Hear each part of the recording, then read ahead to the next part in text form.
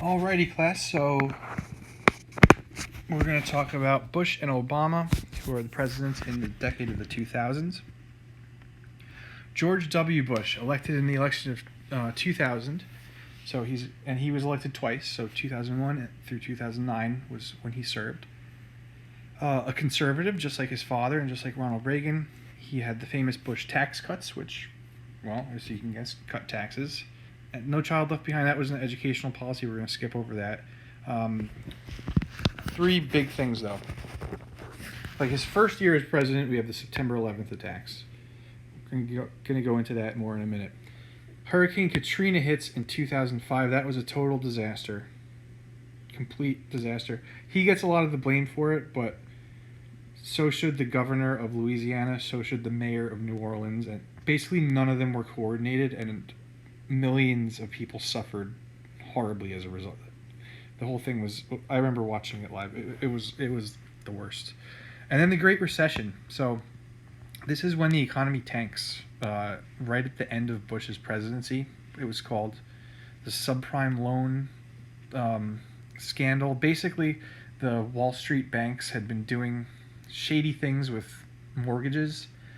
And remember how in the 1920s the stocks went up like crazy, and we read some of those things about how like people with RCA stock had been faking how valuable it was, and eventually the bubble bursts. Well, this is similar. The bubble bursts at the end of the 2000s, and it was mostly in homes and mortgages in that area. And all these banks almost went down. We almost had the Great Depression #2, and so a lot of measures, some of which were controversial but probably necessary, were taken to make sure there wasn't a Great Depression #2. And it was right around this time when it was the election of 2008 with Obama versus McCain. And I remember that both of them suspended their campaigns, because both were senators at the time, to go back to Washington, D.C. to help work out a deal to save the economy. Like, that's how bad this recession was. But the main focus here is 9/11. So I have a string of videos for you to watch on 9/11, but I'm just going to go over the basics of what happened. So, on the morning of September 11th, 2001, Al-Qaeda terrorists hijacked 4 planes.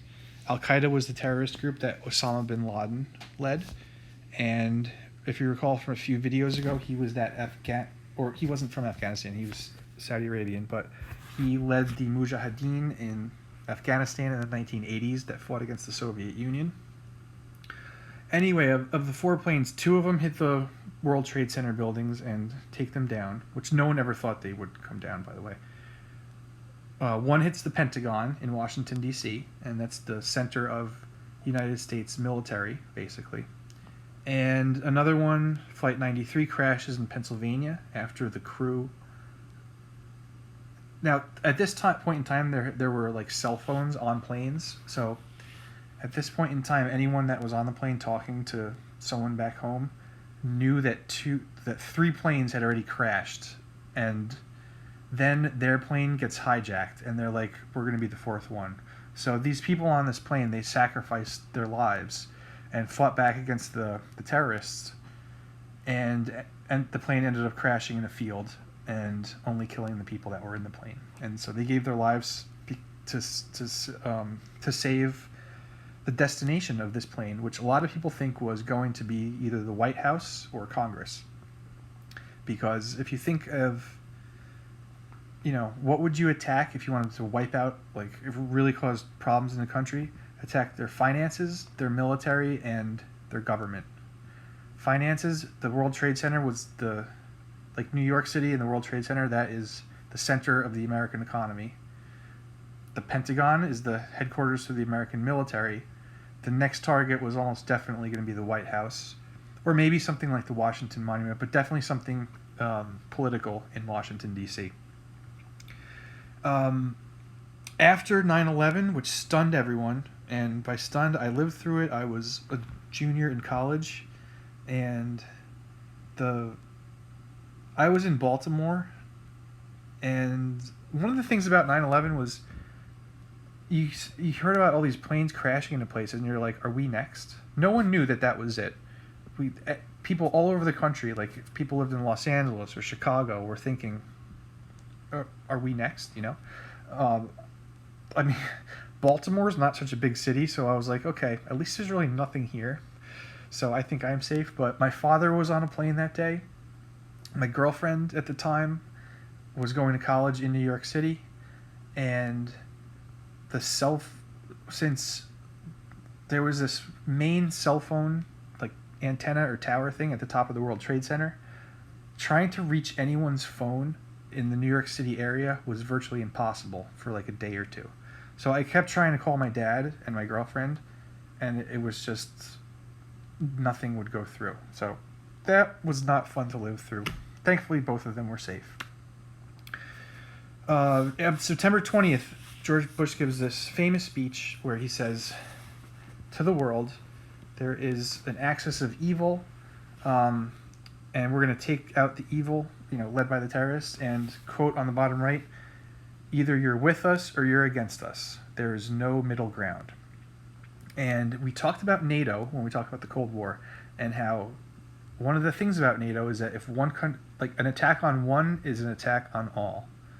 And the U.S. actually invoked this clause to go after al-Qaeda in Afghanistan first, later in Iraq under what turned out to be false information. But the first response was to go against Afghanistan, where bin Laden was hiding out. And think back to World War... I told you this story when we did World War I and Liberty Stakes. Well, France is a member of NATO, and they decided to not join in the United States hunt for Osama bin Laden. And if you remember back when we did World War I, when I said I was in college, and at diners they said, we don't have French fries, we have freedom fries. This is why. So the U.S. goes to war in Afghanistan. In Iraq, we have what are called... They said Saddam Hussein, remember that guy from before that George Bush number 41 attacked but kept in power. There was intelligence that said he was building weapons of mass destruction. Now, he was a brutal dictator who slaughtered like ethnic minorities in his country. Bad, horrible guy. But the intelligence that he had weapons of mass destruction turned out to be false. And so the U.S. went in there, overthrew his government. He was hunted down and killed. And there has not really been peace in Iraq for any extended period of time ever since then.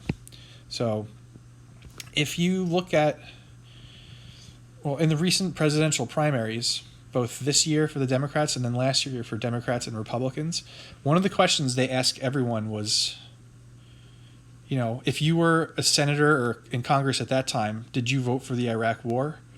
And most people did. So Hillary Clinton got beat up for voting for Iraq. So did Joe Biden.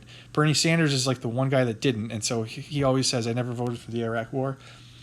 Anyway, I'm just saying this because stuff in modern history, it all goes back. Everything's connected. There's cause and effect to everything, and people have short memories. Long memories when it comes to this. Okay, as a result of 9/11, we have the Department of Homeland Security, which is a new part of the government. So this is why when you go to the airport, you have to take your shoes off, you have to take your belt off, you have to go through that scanner. Before 9/11, you just walked on the plane. It was so easy. It was so fast. Ever since then, it takes forever to go through an airport. We never had to do any of that stuff, honestly.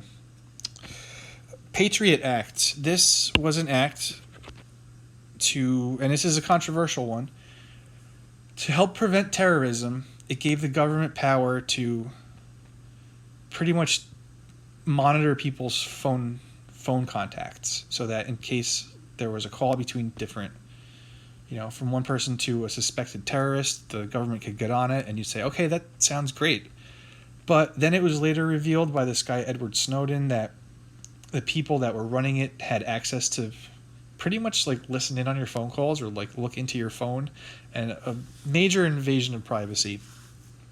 And this is sort of a controversial issue. It depends what side you fall on, but There's some good Netflix documentaries on this if you want something in the summer. Patriot Act, and this guy, Edward Snowden, who had a great career. He was young.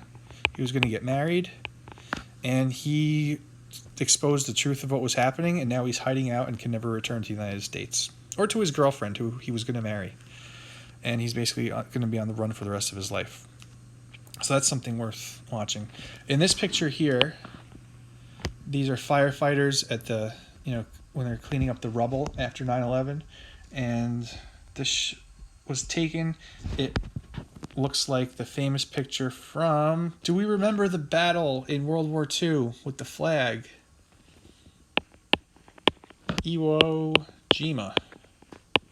And it's sort of a parallel of this really difficult time, but Americans will, in the end, be victorious and overcome.